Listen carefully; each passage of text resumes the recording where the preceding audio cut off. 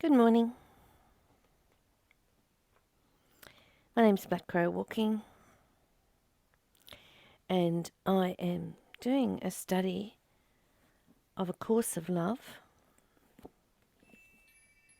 by Perron.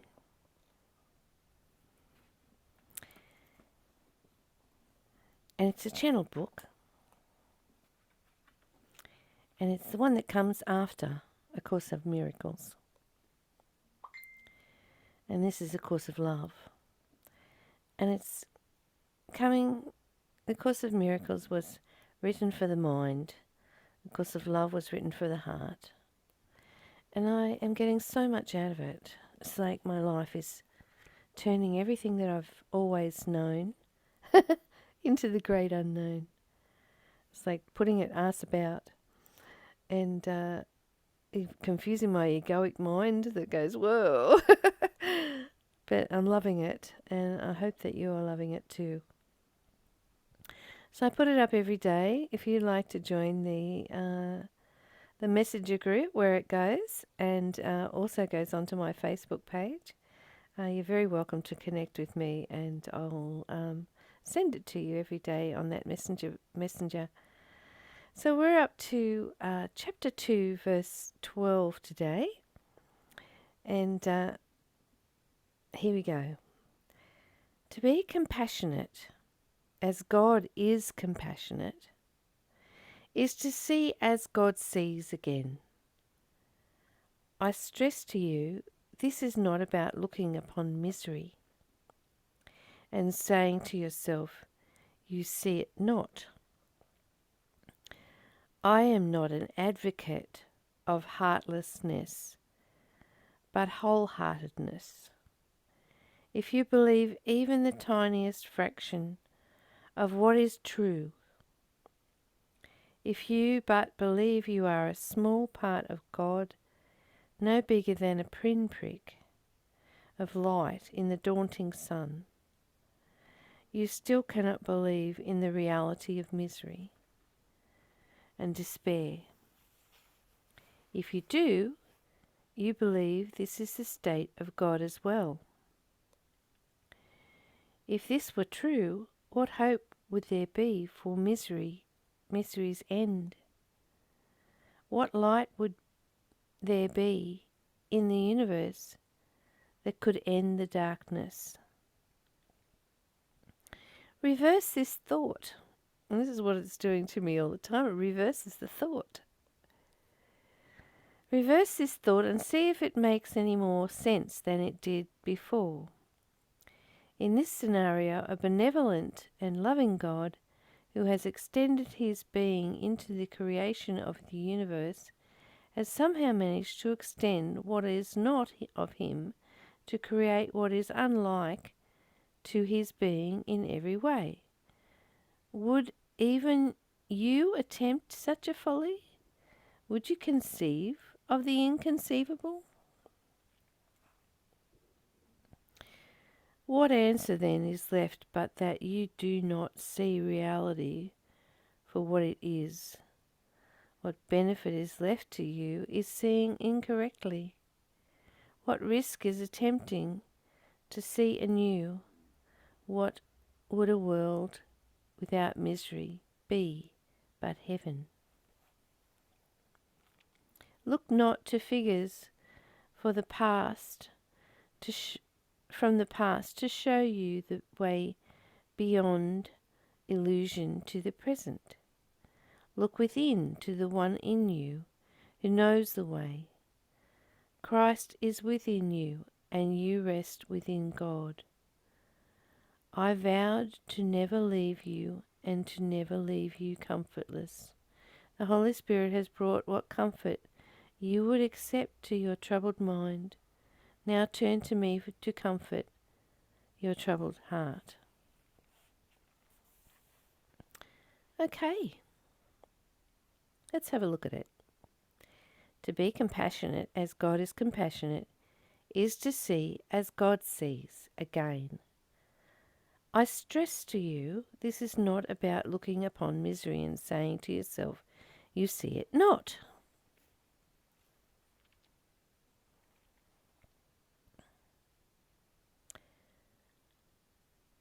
So, to be compassionate as God is compassionate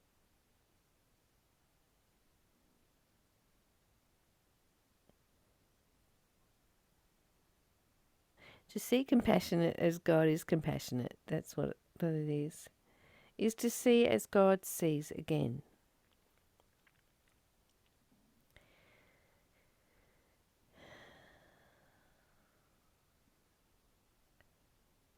I think one of the greatest things that has happened to me in the last couple of years is to continually ask, how can I see this differently? Because I know that I'm seeing through my programming. And that programming hasn't always been compassionate. It's been judgmental, it's been opinionated, it's been perceptive. And for me to move my consciousness into compassion completely is to let go of those things, of that judgments, those opinions, those perceptions that are trained by a dysfunctional society to be present in my mind. And I don't want to come from my mind anymore. I want to come from my heart. I want to come from this compassion as God is compassionate. I stress to you, this is not about looking upon misery and saying to yourself, you see it not. I am not an advocate of heartlessness, but wholeheartedness. It's not that we can't see what's going on.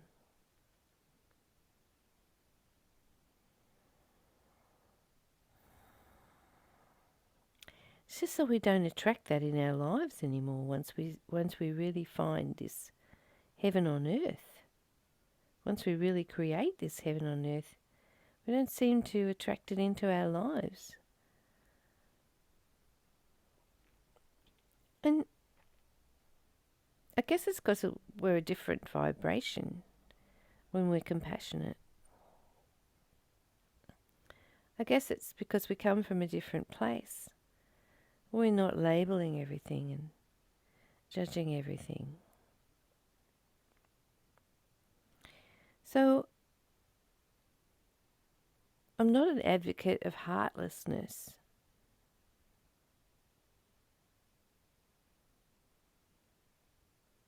But wholeheartedness. When you come and look at things from a place of wholeheartedness, it's not about fixing, is it? I have to fix you. It's not about that.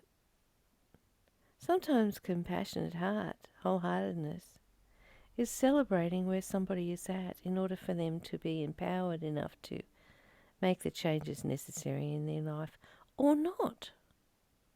It's not up to us how somebody else lives their life and what they're creating. Our journey is internal. And we need to live that journey wholeheartedly with this beautiful, loving compassion that is who we are. If you believe even the tiniest fraction of what is true, if you but believe you are a small part of God, no bigger than a pinprick of light in the daunting sun, you still cannot believe in the reality of misery and despair. If you do, you believe in this that this is the state of God as well. So as love and God are everything and everyone, love is experiencing through people, through humans, through trees, through rocks, experiencing everything as love.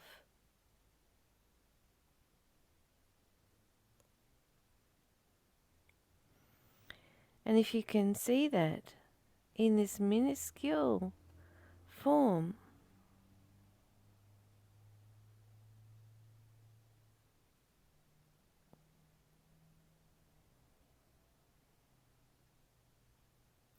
aren't we seeing then God as minuscule?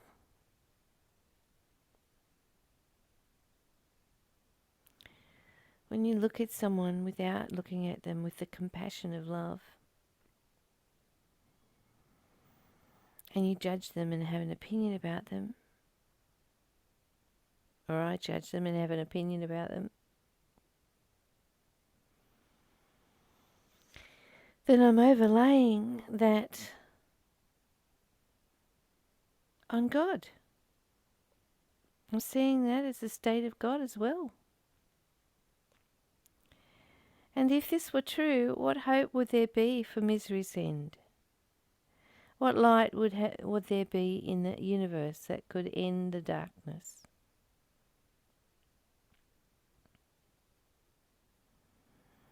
We all have this amazing potential to awaken, to be conscious upon the planet.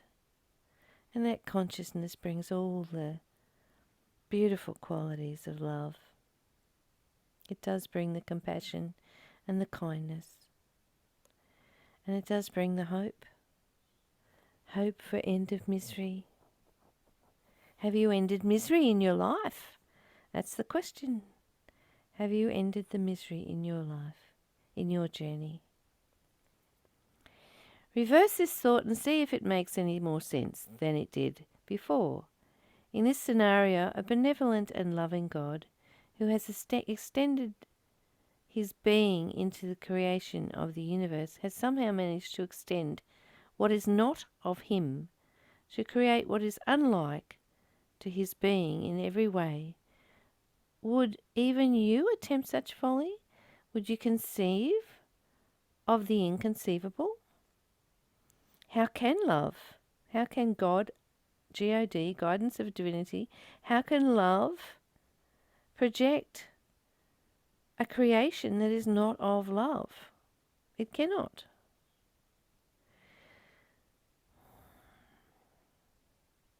Who created the misery?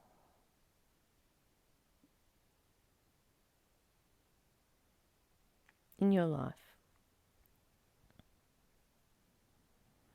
It's about not seeing that.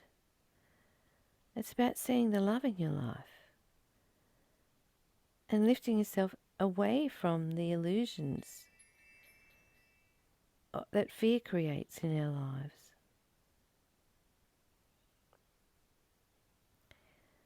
Love is surrender to love, away from the illusions of pain and suffering. You have such an amazing ability to create your life the way you want it, by every moment being a choice. And when you choose self-love and the journey within and the compassion within, you will find the path that leads to your natural state, which is love within, creating heaven on earth.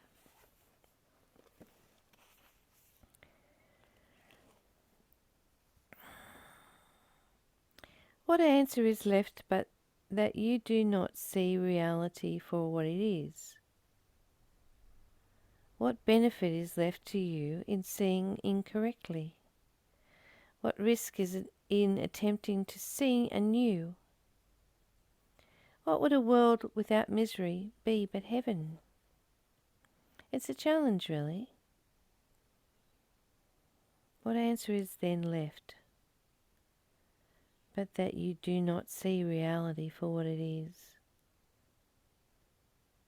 Our minds have ruled us all our lives and been trained and programmed by such dysfunctional world, dysfunctional society, trained to see from a point of view of fear. What would the world without misery be but heaven? Look not to the figures, not to figures that from the past to show you the way beyond illusion to the present. And I think that means don't look to the way we've been programmed to think. Look within to the one who in you who knows the way. Christ is within you. Love is within you. Christ is a metaphor for love. Love is within you, and rest within love. Rest within God. Guidance of Trinity. Rest in that. Rest in it till you have the answers. You know, we're in such a hurry. And there's such thing as slow down in this society. We're in a hurry to get here and get there and get this and get that and do this and do that. But if we sit in stillness and silence, within 10 minutes we'll have the answers. Because we're listening. Because we're giving up and surrendering the struggle of the mind and just relaxing into stillness and silence. And there we're able to be communicated with by love, by the Holy Spirit. I vowed to never leave you and to never leave you comfortless. The Holy Spirit has brought what comfort you would accept to your troubled mind. Now turn to love for comfort for your troubled heart.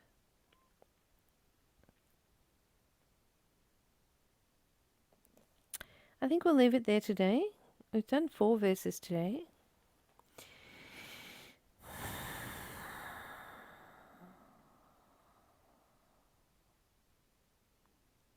I think that last line was where I'm going to take my energy today. My mind is comforted by love. My heart is comforted by love. I let go of the troubled mind and the troubled heart, and I just rest in love. I make my choices from this place of resting in love, knowing that in the stillness and the silence, the comfort from the Holy Spirit will bring us the right answers from our heart, not our mind. I hope you have a beautiful, gorgeous day, and that love finds you in all things, in all that you do, all that you say, all that you be. Blessings. Bye for now.